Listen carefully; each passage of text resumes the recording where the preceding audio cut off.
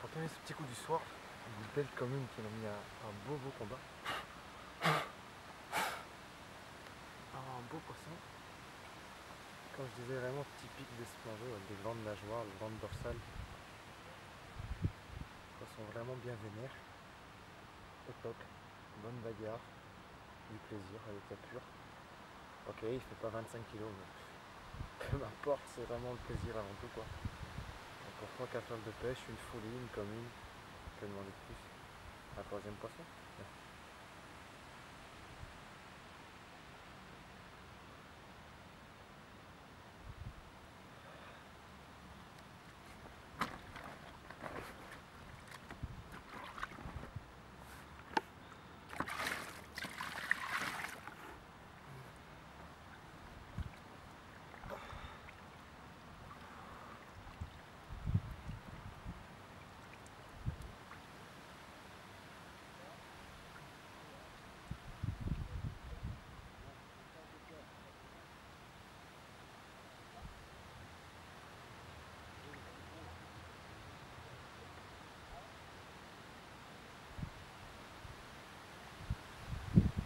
Stop, ça fait plaisir.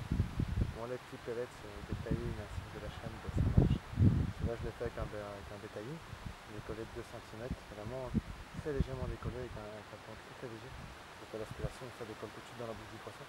Alors un sac solide plein cette fois-ci, avec le pack mix très mouillé à l'huile. Content, je pensais que cette canne pêchait mal, parce que j'avais pas fait de toucher eux, j'avais fait plusieurs packs. Mais en fait, non, elle pêche bien. Bon, elle a assez fait la belle, on va la remettre à la fiche. Encore combat. Pour tout ce qui est présentation, j'ai vraiment opté pour des choses assez bourrines en fait, parce que comme il y a beaucoup de plantes, qu'il faut que je tire assez fort sur le poisson, un hameçon de 6 ou un hameçon de 8, ça le fera pas. Du coup, je pêche très grossier. Par contre, j'essaye que tout soit camouflé quoi. Je sais pas si ça se voit bien, mais tout mon colonie est couvert de weed effet. Vraiment pour que ça fasse comme un herbier quoi, tout le long. Et c'est plaqué sur le fond. Un plomb très compact, vraiment un très petit plomb, vraiment. Et un badling composé en isoline de chez Vigmarol, la version en 45 livres. Et par contre, j'enlève le fluorocarbone dedans, donc j'ai vraiment une version très souple du badling quoi. Par contre, c'est vraiment un gros hameçon, c'est vraiment une grosse pioche. Et l'hameçon de lapin est tout petit quoi. C'est vraiment quelque chose de très petit quoi. Afin aussi de camoufler un maximum pour attention, je la mets dans un sac soluble PVA complet. Avec un mélange de Holyback Mix très mouillé et un peu de chili. Ça colore un peu la flotte, ça donne un message très épicé. Et ça brouille un peu quand le poisson va rentrer sur le spot. Je pense qu'il va pas bien voir parce que ça peut assez volatile, etc. Donc c'est aussi un peu dans cette optique là quoi. Et j'ai enregistré que ça. J'ai mis 100 g de pellets sur mes deux cannes, sur plus ou moins 3 mètres carrés, je dirais en longueur, en arc de cercle. Et j'ai mis deux cannes dessus. Il y en a une, c'est avec un bétaïne, comme d'hab. Sauf que comme l'hameçon est vraiment très gros, j'ai mis un Super League numéro 1, donc c'est vraiment du gros quoi. Mais comme il est extrêmement lourd et que c'est une pop à la base, ben, ça fait. Il est posé sur la pointe quoi. Et donc l'hameçon est posé sur le fond, sur la pointe, l'hameçon est droit et le cheveu décolle avec le pet. Tandis qu'avec le Belachan, comme c'est équilibré, l'hameçon lui est à plat, c'est la même taille d'hameçon, et le cheveu est décollé avec les cheveux. Donc voilà. Rien de bien compliqué. Donc du grossier, du bourrin, vraiment des grosses lignes quoi. Ça me fait rater moins de poissons. Au moins je vais pas leur déchirer la gueule comme les mecs qui pêchent en plein milieu, etc. Et ça m'assure peut-être. J'ai moins de touches peut-être sur ma journée et encore ça reste à prouver. Et par contre les poissons je les mets au sec quoi. Et je préfère ça que de leur ouvrir la bouche parce que j'ai voulu pêcher trop fin et plus discret. D'habitude quand je pêche avec ces sèches-ci en hiver, sur des contre-canaux où je peux marcher tout le long, ou des petits canaux, des choses comme ça, des petites cônes, comme on appelle ça localement, ben il n'y a pas d'herbe, donc il n'y a rien à part quelques herbes. Je peux pêcher avec des hameçons de chez Ligmarol, j'ai fait ça cet hiver-ci. Les Hunchbacks en taille 6 et 8. C'est un hameçon long camp, j'aime beaucoup qu'il soit posé à plat, avec un petit angle courbé, avec une gaine thermo et un guide cheveux en silicone, toujours sur mes hampes d'hameçon, il y a un petit guide silicone. Je suis pas très fan des anneaux, je trouve que ça n'a pas vraiment d'intérêt. Et le guide cheveux me permet d'avoir le cheveu où je veux. Ça m'évite de faire des spires de trait sur mon hameçon et l'alourdir pour plus fort par conséquent. Ça c'est quelque chose qui ne m'intéressait pas. Donc du coup j'aime bien cette petite gaine thermo et en plus c'est une petite gaine silicone. C'est pire que thermo, c'est vraiment une petite gaine silicone comme guide cheveux et après une gaine thermo pour couder l'hameçon. Par contre que j'aime bien avec le silicone, vraiment l'anti-tangle, hein, le 0,5. C'est quand c'est humide, etc. dans la flotte, ben, quand le cheveu est poussé dans le combat, dans la bouche du poisson, il peut reculer. Ce qui fait que la lèche va être beaucoup moins gênante pour l'hameçon et peut-être faire porte-à-faux ou appuyer ou faire travailler lèche dans la blessure et faire qu'on décroche. Comme le cheveu peut dégager de la bouche du poisson, ou du moins peut-être la pointe de l'hameçon, parce qu'il coulisse et que c'est du silicone, un peu comme un blow black leak, même principe, c'est beaucoup plus performant. Je trouve. Là, on a moins de pics. En tout cas, c'est l'impression que ça me donne depuis des années. J'arrive plus à pas mettre un hameçon avec un petit guide de cheveux en silicone. Donc voilà en gros un peu les montages que j'utilise depuis que je suis là. Au début, j'avais pêché plus fin et j'ai raté du poisson pour rien et je crois que c'était stupide et idiot de continuer à faire dans cette optique là. Surtout que j'ai pas eu plus de touches le jour où j'ai pêché fin que quand j'ai pêché comme un bourrin. Au contraire, dès que j'ai pêché comme un bourrin, j'ai fait 5 touches, la veille j'en avais fait que 3 quoi. Avec 0 arrivé quoi. Même en 4, hein, c'était terminé, c'est rien. Les poissons ici sont vraiment en méga forme, ils sont vraiment très nerveux. Ils sont pas trop souvent pêchés à part un peu plus comme je vous le disais plus tôt, un peu plus qu'avant. Donc c'est vraiment leur comportement, par contre quand ils sont piqués, ils sont vraiment furibards quoi. Et comme je pêche en laisse en direct pour passer à travers les herbiers, etc. Ah ouais, il faut mieux que j'assure, il faut vraiment mieux que j'assure une bonne prise dans la bouche et une ligne solide pour pas blesser le poisson tout simplement. Donc voilà en gros, il n'y a plus qu'à déplacer à l'eau.